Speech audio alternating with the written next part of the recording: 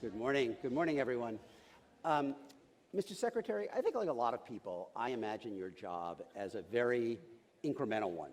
Build a road, fix a bridge, extend a subway line, but you have tried to organize the department's agenda around some big and broad principles, in particular the role of transportation policy in economic and racial inequality. At the Center for American Progress earlier this year, you said, what decision makers thought of low-income communities is reflected in where and how they built our transportation infrastructure. Certain values of that time are embedded in the infrastructure.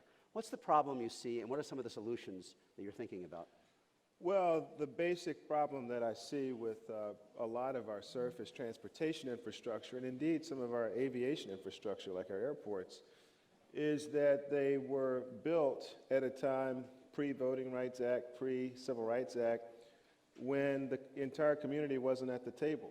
And those who were not at the table were on the menu. And the communities that were impacted by the freeways, in some cases were walled in. And economic growth, economic development was walled out of those places.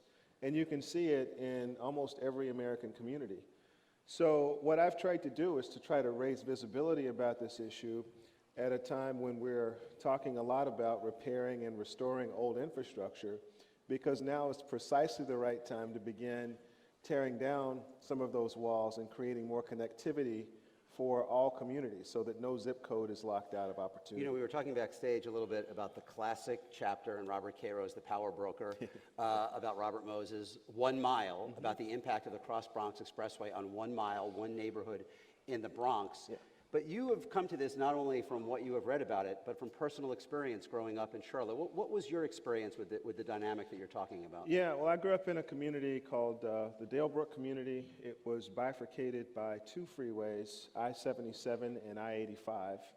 So I could look out the window and look left, and I could see the fence surrounding one highway, and look right and see the fence surrounding the other one. So it really circumscribed my world and provided a limitation on the horizon and the rest of the community. And those physical and spatial barriers are real. And I think they really present an obstacle to people connecting to each other. You know, I think a lot of people were surprised last year when Raj Chetty at Harvard did his analysis of which communities in the U.S. have the most and least upward mobility. And one of the things he found that correlated most strongly with the places that had more upward mobility was access to public transportation. In your Beyond Traffic report, you note that only about 1/4 of jobs in low and middle skill industries in major metropolitan areas are accessible by a less than 90-minute transit ride. How can cities create more connectivity, to use word, particularly for people in low-income communities? Yeah, well, just a word about Beyond Traffic. Beyond Traffic was the department's 30-year forecast of transportation needs, and one of the interesting facts that we really uncovered in the report was the connection between income inequality and transportation, as you point out. You know, look, I think cities have a responsibility to try to figure out how to do 2 things at once. One, how to help someone who's in a place that is low income or struggling area, to get that person to school, to work, or wherever, and creating those points of access through transit and good road access is important. The other thing that I think cities can do, that the federal government can't do as well, is design infrastructure so that it attracts economic opportunity into those underserved areas. And sometimes a transit line can provide a lifeline, and new neighborhood services like grocery stores, pharmacies, and things that people have not had access to historically. You know, as someone who lives in Los Angeles, I can say that Beyond Traffic is definitely an aspirational goal. Yes. Yes. You know, that was the next thing actually I wanted to ask you about, because I have spent time with mayors this year who talk about the tension, though, between access, density, and diversity. Because they find that when you extend transportation options and you build mass transit options, what you often get is an influx of development that forces out, prices out the people who live there. I know that's an issue in Oakland. I think even in Charlotte, your alma mater, where they are extending their rail lines and worried about what that would mean for low-income communities along the way. How do you balance diversity and density? A community can't do this work without being really intentional about trying to preserve as much of the community as possible. And there are lots of strategies out there, and different communities have different tools. There's inclusionary zoning. There's land use policies that encourage a mix of incomes in areas. But you have to want to do it. You You're have saying to it's not want going to to do happen it. by You itself. can't just like put the infrastructure in and forget about the land use part. You have to do both of those things at the same time. So after years of stalemate, the president last December, I believe, finally signed a 5-year, $305 billion highway bill. Yeah. Will that meet our infrastructure needs in the years ahead? Yeah, well, to be clear, he would have signed it 2 or 3 Yeah, years exactly. before Congress finally passed one, right. so that was nice. But no, I think it will not suit the whole need for the country. There are estimates that we have $1 trillion infrastructure deficit just related to transportation, and a $305 billion bill will not close that gap. Mm-hmm. Yeah, because the American Society of Civil Engineers, who puts out the reports, they gave the country's overall infrastructure a D+. Not so great. Roads, aviation, dams, and inland waterways all scoring a D at below. They put the number at $3.6 trillion to bring things up to snuff. Both Donald Trump and Hillary Clinton are talking about spending more on infrastructure, but no one is talking about anything like that magnitude. What do you think is something that is both significantly addresses the problem, but is within the realm of politically realistic? What should we be looking at in the next decade for our infrastructure? You know, I think one of the most difficult things there is to do in Washington, whenever you're talking about a transportation bill, everyone gets their minds wrapped around, well, how are you going to pay for it? And we very seldom ask the question, what are you paying for? And I think what Beyond Traffic starts to help us understand is that we're a vastly different country than we were in 1956 when the first highway package was passed. We're a country that's urbanizing. We're a country that is becoming more dense in terms of population. We have the largest group of Americans now are millennials, and they have different transportation tastes. And if our system does not evolve to meet the demand, if we continue a supply side effort, it's not going to meet the demand. So talk a little more about that. Do you expect in the years ahead Americans will be less wedded to individual vehicle ownership? And if so, how should federal transportation policy respond? Yeah, I mean, I think you're seeing with the millennials, at least so far, when I was 16, I wanted to buy a car. This group of 16-year-olds wants to buy a ride, and that's the basic difference in the way they think about things. Does that mean that car sales goes down? Who knows? But what I do think it means is that the relationship between the car and the individual is going to evolve and change over time.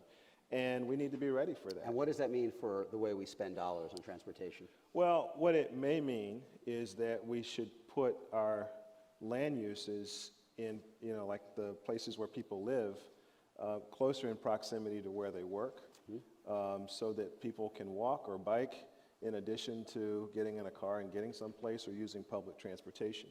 It also means that we have a responsibility, I think, to think about how we're investing money. Right now, we put 80 cents on the dollar in the Highway Trust Fund into roads. And in an urbanizing setting, you're from Los Angeles, we almost can't put any more lane miles of highway in Los Angeles. And you're now looking at going to the ballot on a new transit measure. But we should be much more flexible in how those surface dollars get used so that we can actually meet the demands of the future. Part of the challenge there is that the money and the decision-making is almost entirely lodged at the state level rather than the city level. And as you know from your experience in Charlotte, this may become more relevant as we're seeing more conflict between dense, urban, largely progressive or blue places and a Republican dominance of non-urban places politically, and you produce legislatures that are often conflicting with cities on a variety of issues. Does federal transportation policy rely too much on governors and the states and give too little influence to mayors and cities? Well, let me just take a stab at being a little controversial today. Look, I think we've got to rethink everything, and the delivery system of the dollars from the federal government to actually getting projects done is part of what needs to be thought about. It's not just a question of where the money comes from, it's whether the money is actually meeting the demands.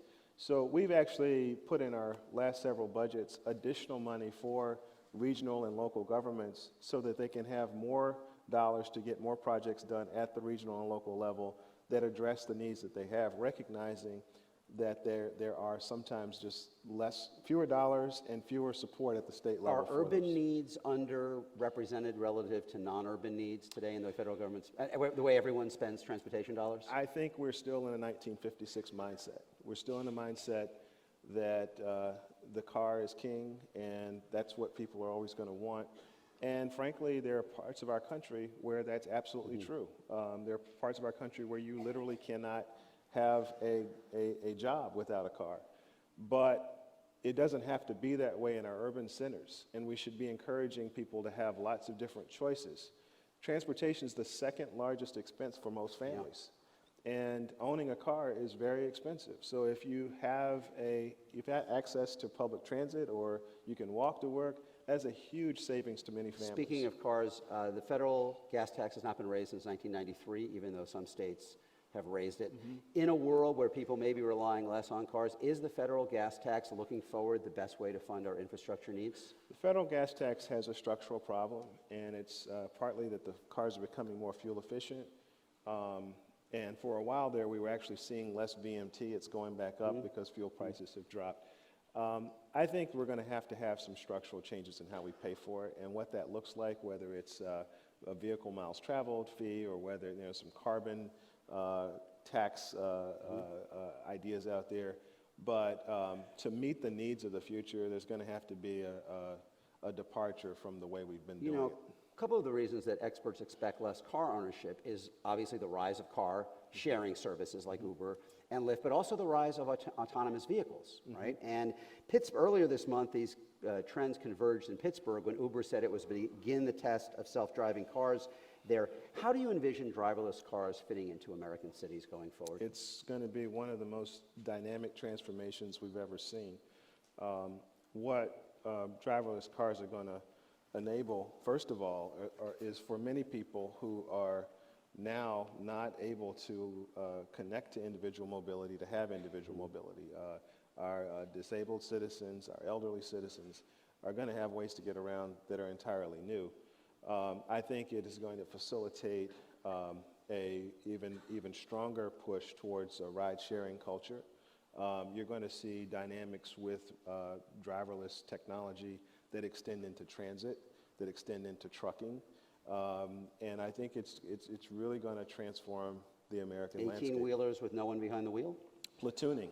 Yeah. Yeah. So let me ask you this. I mean, after the Tesla, especially after the Tesla accident in May when it was in self-driving mode, there has been a lot of concern raised about whether the driverless features, or much less the autonomous vehicles, are as safe as the manufacturers are telling us.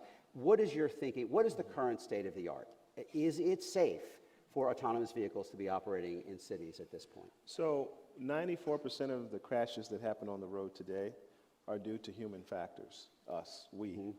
And we believe that you will see substantial declines in the number of crashes as a result of using autonomous technology.